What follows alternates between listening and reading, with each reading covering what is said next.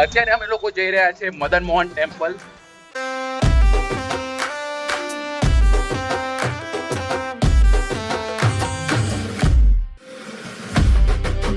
શ્રી મદન મોહન મહારાજ કી જય.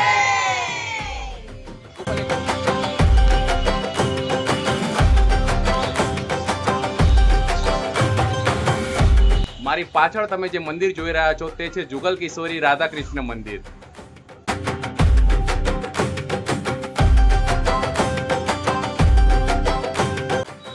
મારી પાછળ તમે જે મંદિર જોઈ રહ્યા છો તે છે શ્રી રાધા ગોપીનાથજી મંદિર. અત્યારે અમે લોકો આવી ગયા છે કેસી ઘાટ પર.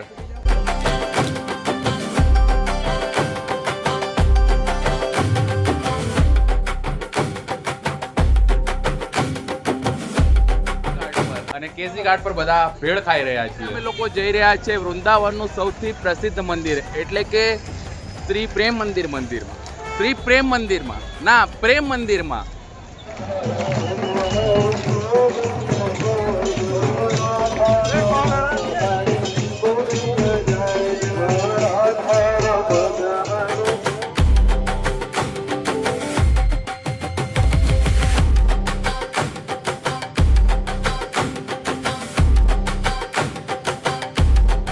સો hello guys, welcome back to my YouTube channel Surti Lala. આજે અમારો છે ડે 9 વૃંદાવન બ્રજ યાત્રાનો અને અત્યારે અમે લોકો છીએ વૃંદાવનમાં.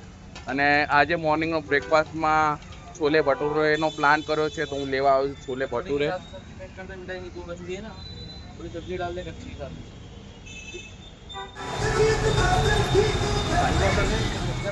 અહીંયા આપણે લઈ લીધા છે આપણા છોલે અને ભટુરે.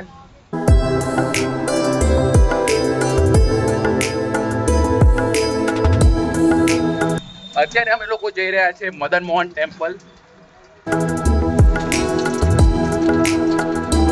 આપણી બ્રજ યાત્રામાં આજે આપણે આવી પહોંચ્યા છીએ પવિત્ર ધામ વૃંદાવનમાં આવેલા પ્રાચીન અને અતિ સુંદર શ્રી રાધા મદન મોહન મંદિરના દર્શન કરવા.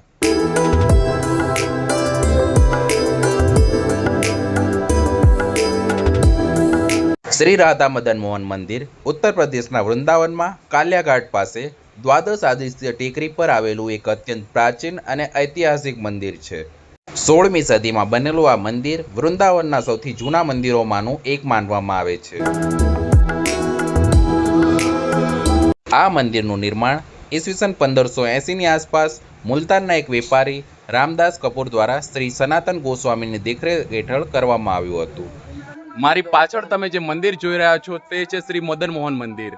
ઈસવીસન 1670માં ઔરંગઝેબના આક્રમણ સમયે સુરક્ષાના કારણે મદન મોહનજીની મૂળ મૂર્તિને રાજસ્થાન લઈ જવામાં આવી હતી, જે હાલમાં રાજસ્થાનના કરૌલીમાં બિરાજમાન છે. વૃંદાવનમાં હાલ પ્રતિકૃતિની મૂર્તિની પૂજા થાય છે.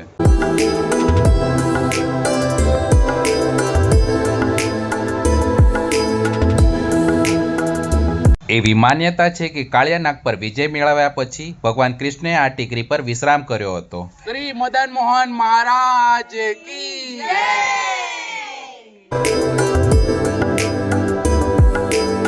આ મંદિર ઊંચી ટેકરી પર આવેલું હોવાથી અહીંયાથી યમુના નદીનો નજારો ખૂબ જ સુંદર લાગતો હોય છે.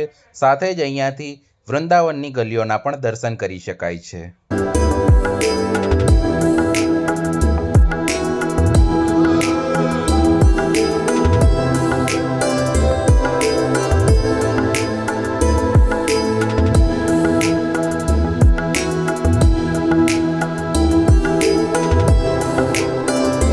મંદિરની ટેકરી પરથી નીચે ઉતરતી વખતે આપણને શ્રી સનાતન ગોસ્વામીની સમાધિ મંદિરના પણ દર્શન થાય છે.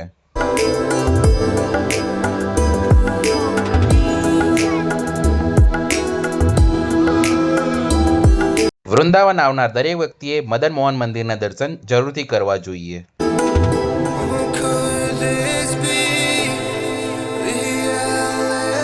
મારી પાછળ તમે જે મંદિર જોઈ રહ્યા છો તે છે જુગલ કિશોરી રાધા કૃષ્ણ મંદિર.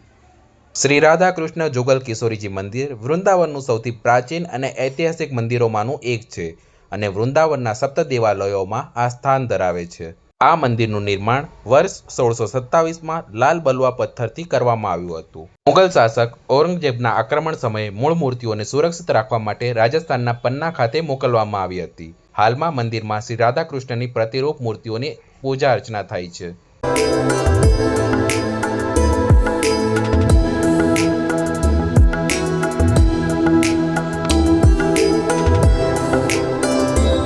મારી પાછળ તમે જે મંદિર જોઈ રહ્યા છો તે છે શ્રી રાધા ગોપીનાથજી મંદિર. વૃંદાવનનું શ્રી રાધા ગોપીનાથજી મંદિર ત્યાંના 7 સૌથી પ્રાચીન અને પવિત્ર મંદિરોમાંનું એક છે.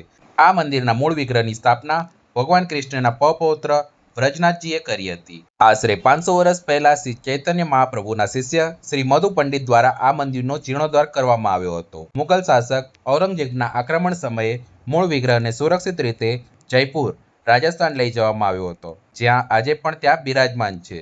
વૃંદાવનના આ મંદિરમાં હાલમાં પ્રતિરૂપ વિગ્રહની પૂજા થાય છે.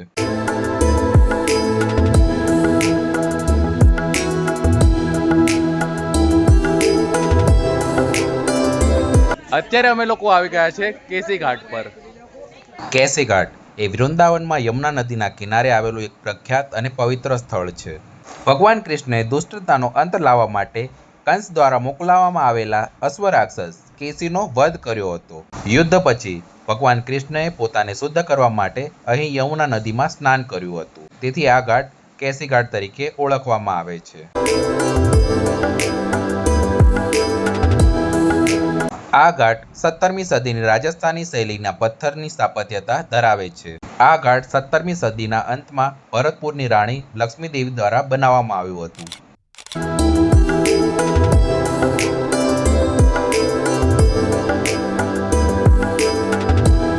આ ઘાટ પર સાંજે યમુના આરતીનું આયોજન થાય છે, જે સૂર્યોદય અને સૂર્યાસ્તના મનોહર દ્રશ્યો પ્રદાન કરે છે.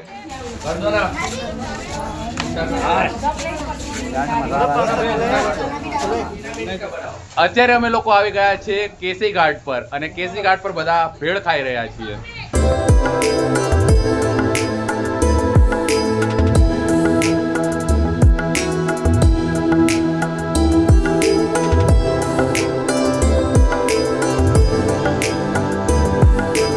અત્યારે અમે લોકો જઈ રહ્યા છે વૃંદાવનનું સૌથી પ્રસિદ્ધ મંદિર એટલે કે શ્રી પ્રેમ મંદિરમાં.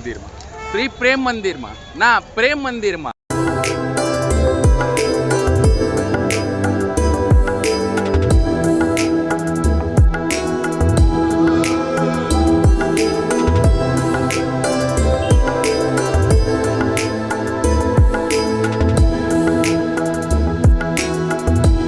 વૃંદાવનનું પ્રેમ મંદિર એ ભગવાન શ્રી કૃષ્ણ અને રાધા રાણીના દિવ્ય પ્રેમને સમર્પિત એક અત્યંત ભવ્ય અને આકર્ષિત મંદિર છે.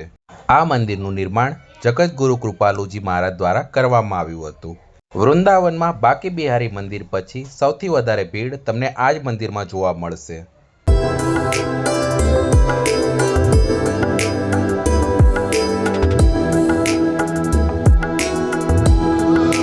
મંદિરના ગેટથી અંદર જતા જ મંદિરના પ્રાંગણમાં કૃષ્ણ લીલાઓની અલગ અલગ પ્રતિકૃતિઓ બનાવવામાં આવી છે, જે ખૂબ જ મોહક અને આહલાદક લાગે છે.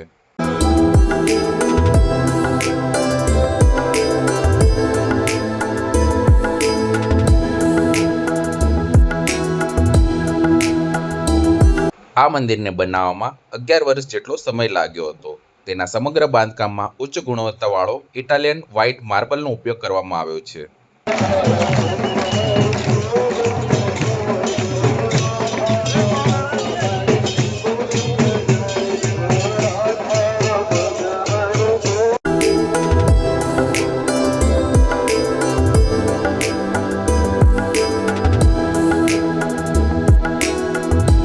મંદિર પરિસર આશરે 54 એકરમાં ફેલાયેલું છે, જેમાં સુંદર બગીચાઓની વચ્ચે ભગવાન કૃષ્ણની જીવનની મુખ્ય ઘટનાઓ દર્શાવતી ફાઇબરની વિશાળ મૂર્તિઓ એટલે કે ઝાંખીઓ મૂકવામાં આવી છે.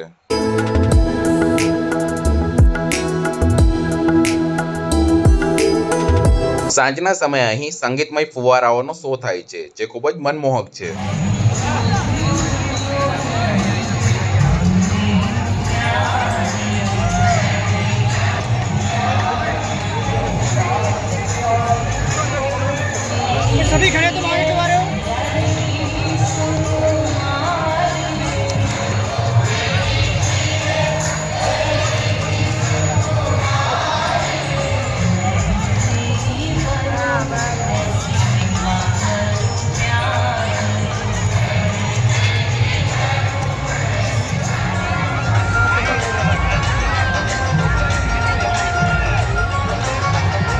રાત્રિના સમયે રંગબેરંગી લાઇટોની રોશનીમાં આ મંદિર અદ્ભુત દેખાય છે. લાઇટિંગના કારણે આખું મંદિર અલગ અલગ રંગોમાં બદલાતું જોવા મળે છે, જે ખૂબ જ મનમોહક લાગે છે.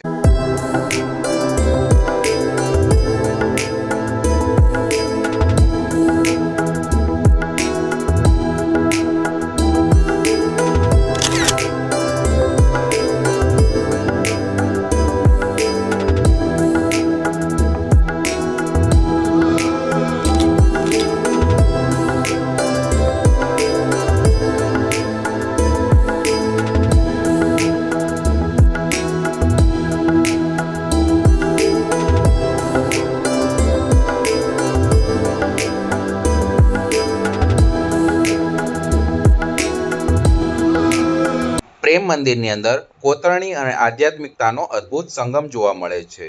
મંદિરની અંદરના મુખ્ય થાંભલાઓ પર અતિ સુંદર ફૂલવેલ અને ગોપીઓની આકૃતિઓ કંડારવામાં આવી છે. છત પરથી લટકતા વિશાળ બેલ્જિયમ ગ્લાસના ઝુમ્મર મંદિરની અંદરની ભવ્યતામાં ચાર ચાંદ લગાવે છે.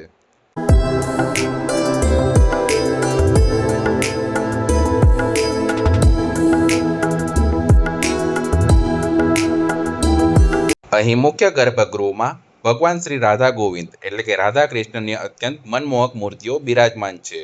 આ મૂર્તિઓનો શૃંગાર દરરોજ બદલવામાં આવે છે.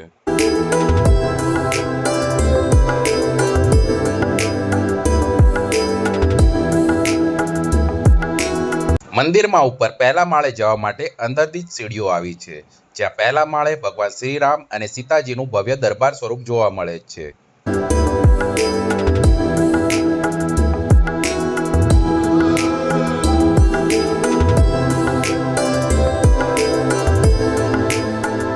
મંદિરની અંદર એક વિશાળ ડોમ આકારનો હોલ છે, જ્યાં હજારો શ્રદ્ધાળુઓ એકસાથે બેસીને કીર્તન અને ધ્યાન કરી શકે છે.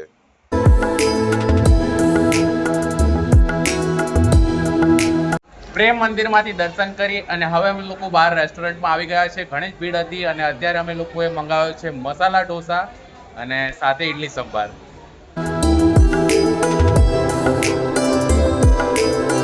તો અહીંયા અમારો મસાલા ઢોસા અને ઇડલી સંભાર આવી ગયો છે.